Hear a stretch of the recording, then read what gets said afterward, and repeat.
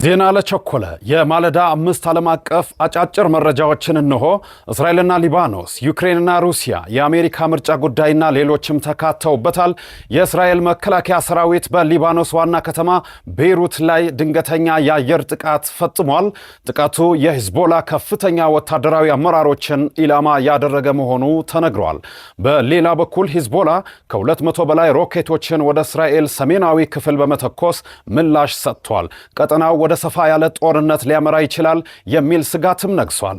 መረጃው የአልጀዚራና የሮይተርስ ነው። የዩክሬን ሰራዊት በሩሲያ ግዛት በኩርስክ ውስጥ የጀመረውን ወረራ በከፍተኛ ሁኔታ አስፍቶታል።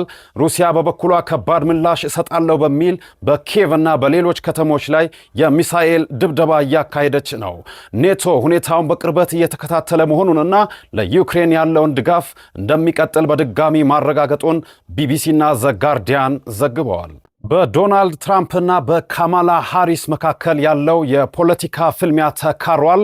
የዛሬው መነጋገሪያ ጉዳይ በኢኮኖሚ ፖሊሲዎቻቸው ላይ ያደረጉት ክርክር ነበር። ታዲያ እንደ የኒውዮርክ ታይምስ ዘገባ ካማላ ሃሪስ በመካከለኛው መደብ ማህበረሰብ ላይ ትኩረት እንደምታደርግ ስትገልጽ፣ ዶናልድ ትራምፕ ደግሞ የታክስ ቅናሽና የስደተኞች ቁጥርን ዋነኛ አጀንዳ አድርገውታል።